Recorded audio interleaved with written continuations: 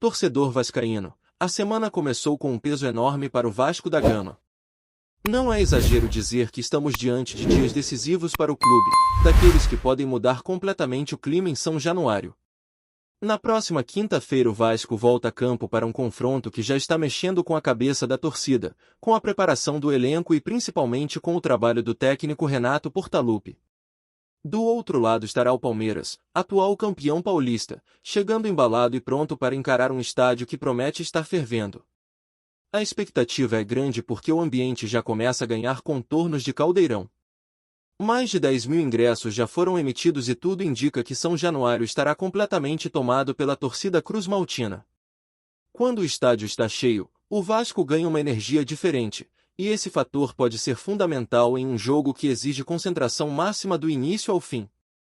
O Palmeiras chega com moral após conquistar mais um título estadual sob o comando de Abel Ferreira, treinador que já se acostumou a levantar taças e manter sua equipe sempre competitiva em qualquer competição. Só que para o Vasco esse jogo tem um peso ainda maior. Existe um tabu que incomoda profundamente o torcedor. Faz mais de uma década que o clube não consegue vencer o Palmeiras. A última vitória aconteceu em 2015, e desde então o confronto virou uma pedra no sapato do cruz-maltino. São 11 anos acumulando frustrações nesse duelo, algo difícil de aceitar quando se fala de um clube da grandeza do Vasco da Gama. Esse tipo de estatística pesa, cria pressão e aumenta ainda mais a importância da partida que será disputada em São Januário. Dentro do clube existe a consciência de que esse momento exige uma mudança de atitude. Renato Portaluppi chegou justamente com essa missão, mexer com o grupo, alterar a mentalidade e fazer o time reagir. Desde os primeiros dias de trabalho ele tem deixado claro que quer ver um Vasco mais vibrante, mais intenso e com outra postura dentro de campo.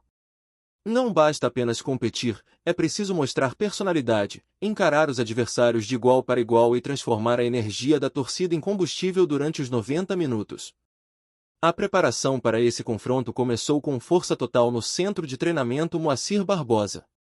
Serão 3 sessões de treinamento fundamentais até o dia do jogo, e cada atividade tem sido tratada com enorme atenção pela comissão técnica. Renato sabe que precisa ajustar detalhes táticos e, ao mesmo tempo, trabalhar o lado psicológico do elenco. Em momentos como esse, não basta apenas organizar o time, é preciso convencer os jogadores de que eles são capazes de quebrar qualquer sequência negativa. Uma das primeiras decisões do treinador já chamou bastante atenção dentro do clube. Renato não teve receio de fazer mudanças importantes na equipe. 3 jogadores que vinham sendo considerados titulares acabaram sendo colocados no banco de reservas durante os treinamentos mais recentes. Barros, Raen e Brenner, atletas jovens que fazem parte da renovação do elenco vascaíno, perderam espaço nesse momento específico da temporada. A escolha do treinador deixou claro que ninguém tem lugar garantido quando o rendimento coletivo não corresponde às expectativas. O que também chamou atenção foi a forma direta com que Renato conduziu a situação.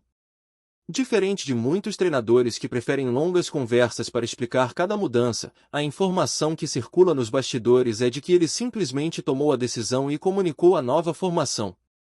Sem rodeios, sem discursos longos. A mensagem foi clara: quem estiver em melhor condição para suportar a pressão do momento vai jogar. Para quem acompanha futebol há muitos anos, essa postura lembra métodos mais antigos, quando a hierarquia dentro do elenco era respeitada sem grandes questionamentos. É evidente que nenhum jogador gosta de perder espaço. Para atletas jovens, que estão tentando se firmar no elenco profissional, a frustração pode aparecer.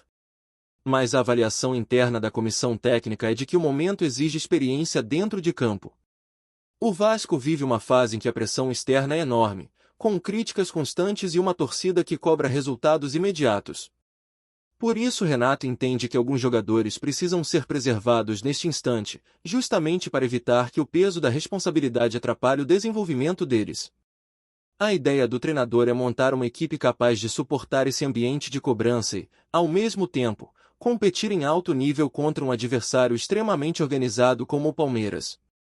Experiência, concentração e disciplina tática passam a ser elementos fundamentais nesse contexto.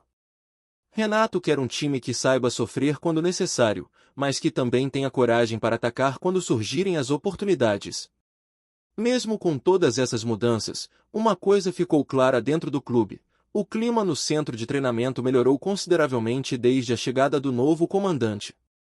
Pessoas que convivem diariamente com o elenco afirmam que o ambiente ficou mais leve, mais confiante e muito mais competitivo nos treinos.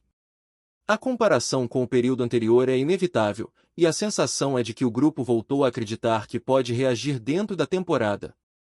Renato também tem demonstrado que pretende variar bastante a forma de jogar dependendo do adversário. A estratégia utilizada contra o Palmeiras pode ser completamente diferente daquela que será aplicada em outros confrontos importantes que estão no horizonte do Vasco.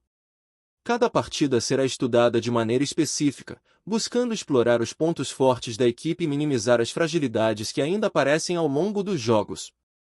Isso significa que o torcedor pode esperar um Vasco adaptável, capaz de mudar sua postura conforme o cenário da partida. Contra um adversário mais forte tecnicamente, a equipe pode optar por uma postura mais cautelosa, valorizando a organização defensiva e os contra-ataques rápidos. Já em confrontos onde o Vasco tenha mais espaço para atacar, a tendência é ver um time mais agressivo, ocupando o campo adversário e pressionando desde os primeiros minutos. Enquanto a preparação para o jogo de quinta-feira segue intensa, outra frente importante começa a ganhar força nos bastidores do clube. Com o encerramento dos principais campeonatos estaduais pelo país, o mercado da bola volta a se movimentar com mais intensidade. Para o Vasco isso representa uma oportunidade importante de observar jogadores que se destacaram nas competições regionais e que podem reforçar o elenco na sequência da temporada. A diretoria já possui um mapeamento detalhado de alguns atletas que chamaram atenção recentemente. São jogadores que surgiram como destaques em seus clubes e que podem se encaixar nas necessidades atuais do Vasco. O técnico Renato Portaluppi também participa desse processo, indicando posições que considera prioritárias e avaliando perfis que possam agregar experiência e qualidade ao grupo cruzmaltino. Nesse cenário, o trabalho da diretoria passa a ser fundamental para transformar observação em contratação. O Vasco sabe que precisa reforçar o elenco, mas também tem plena consciência de que o momento financeiro do clube exige responsabilidade. Não existe espaço para decisões impulsivas ou investimentos fora da realidade. Por isso, a estratégia adotada pela direção continua sendo a mesma que já foi utilizada em outras janelas recentes: buscar oportunidades inteligentes no mercado, seja com jogadores livres, seja com atletas disponíveis para empréstimo. Essa linha de atuação é vista internamente como a mais viável neste momento. O clube tenta equilibrar duas necessidades importantes ao mesmo tempo.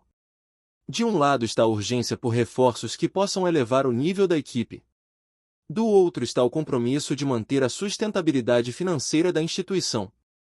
Encontrar esse equilíbrio nunca é simples, e por isso cada possível contratação passa por um processo detalhado de análise, envolvendo comissão técnica, departamento de futebol e diretoria executiva. Dentro desse contexto, o diretor executivo Admar Lopes tem papel central nas movimentações. É ele quem conduz as negociações e organiza o processo de prospecção de atletas.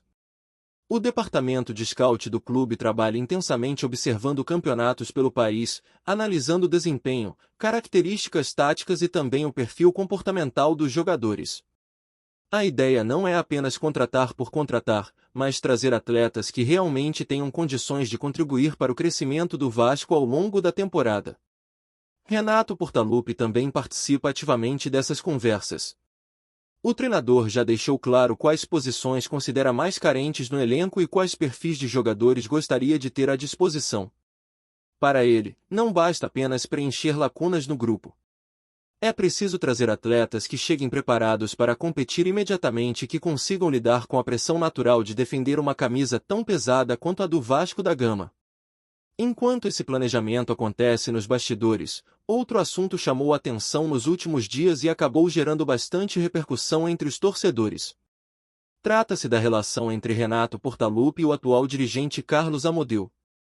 Embora ambos estejam hoje trabalhando pelo mesmo objetivo dentro do Vasco, existe uma história anterior entre os dois que naturalmente desperta curiosidade e levanta questionamentos.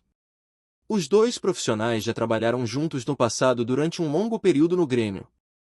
Naquela época, Renato comandava a equipe dentro de campo enquanto Amodeu ocupava um cargo importante na gestão administrativa do clube gaúcho. Durante aqueles anos o Grêmio viveu uma fase extremamente vitoriosa, conquistando títulos relevantes e se consolidando como uma das equipes mais fortes do futebol sul-americano. Apesar dos resultados positivos, nem tudo foi harmonia durante aquele período. Em determinados momentos surgiram divergências relacionadas principalmente à política de investimentos em contratações. Renato sempre foi um treinador que cobra reforços quando entende que o elenco precisa evoluir. Já a gestão administrativa buscava manter um controle rígido das finanças, evitando gastos considerados excessivos. Essas diferenças de visão acabaram ficando evidentes em algumas ocasiões. Em entrevistas coletivas e declarações públicas, Renato chegou a demonstrar insatisfação com a limitação de recursos para contratar jogadores. Ele defendia a ideia de que, para manter o Grêmio competitivo no mais alto nível, seria necessário ampliar o investimento em reforços. Do outro lado, a diretoria tentava preservar o equilíbrio financeiro do clube. Esse tipo de conflito é relativamente comum no futebol profissional, onde o departamento técnico e a gestão administrativa muitas vezes enxergam as situações por perspectivas diferentes.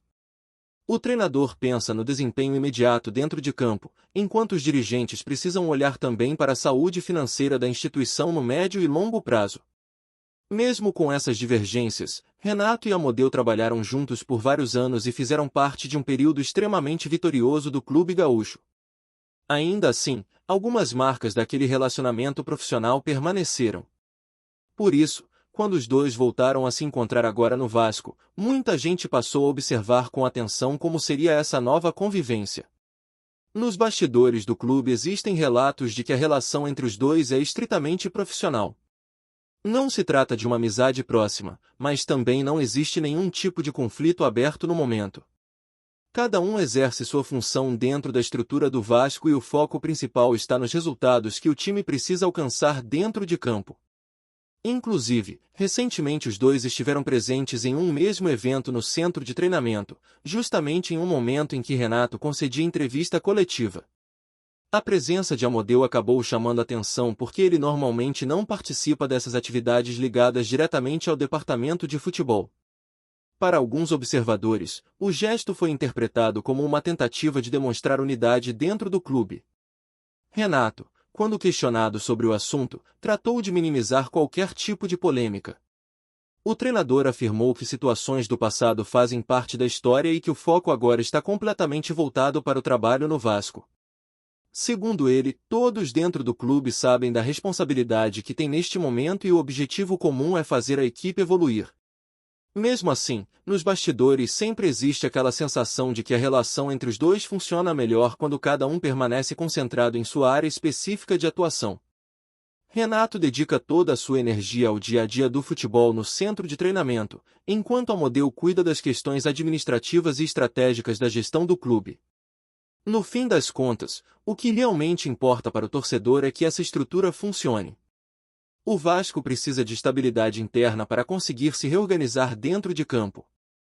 Quando as áreas do clube trabalham alinhadas, as chances de sucesso aumentam consideravelmente. O elenco ganha tranquilidade para se concentrar no desempenho esportivo e o ambiente fica mais favorável para que o trabalho da comissão técnica evolua. Antes de continuarmos, já te convidamos para se inscrever no canal Colina News e deixar seu like, assim você fica por dentro de todas as novidades do Vascão de forma exclusiva. Bora continuar! A novela envolvendo o futuro financeiro do Vasco ganhou um novo capítulo que promete agitar os bastidores de São Januário. Nos corredores do clube, cresce o rumor de que o empresário Rafael Lamachia teria recuado nas tratativas para assumir a sociedade anônima do futebol do Clube de Regatas Vasco da Gama. A possível desistência, ainda não confirmada oficialmente, acendeu um alerta imediato na diretoria e aumentou a pressão sobre o presidente Pedrinho. Fontes próximas às negociações indicam que o clima esfriou após divergências sobre o modelo de gestão e o volume de investimento previsto para os primeiros anos do projeto. A expectativa era de que a entrada de Lamachia representasse um novo fôlego financeiro para o clube, especialmente após um período conturbado desde a crise envolvendo a antiga gestão da SAF, que teve como protagonista o grupo da 777 Partners. Internamente, a possível retirada do investidor gera apreensão. O projeto de reestruturação do Vasco depende diretamente da chegada de capital para reorganizar dívidas, fortalecer o elenco e modernizar setores estratégicos do clube. Sem um parceiro forte no comando da SAF, o planejamento traçado pela diretoria pode sofrer atrasos consideráveis. Enquanto isso, Pedrinho passa a conviver com um cenário delicado. Ídolo histórico da torcida e símbolo de esperança após assumir a presidência, ele agora enfrenta cobranças crescentes para apresentar alternativas viáveis caso o acordo realmente não avance. Nos bastidores políticos do clube, já há quem cobre maior transparência sobre o estágio das negociações e os próximos passos da diretoria. A torcida, naturalmente inquieta, acompanha cada movimentação com atenção. Nas redes sociais, especulações se multiplicam e muitos torcedores demonstram preocupação com o futuro do projeto de reconstrução do Vasco. Outros, porém, ainda acreditam que a negociação pode ser retomada ou que novos investidores possam surgir no horizonte. Por enquanto, tudo permanece no campo das especulações. Nenhuma das partes envolvidas confirmou oficialmente o rompimento das conversas. Ainda assim, o simples rumor de que La Machia possa ter desistido da SAF já é suficiente para aumentar a temperatura política e esportiva em São Januário, colocando o Vasco novamente no centro das discussões sobre gestão, investimento e futuro no futebol brasileiro. Trazemos notícias atualizadas do Vasco todos os dias. Inscreva-se no nosso canal e dê um like para continuar recebendo notícias exclusivas. Compartilhe também a sua opinião sobre essa notícia nos comentários, isso é muito importante para o Vasco da Gama. Até o próximo vídeo.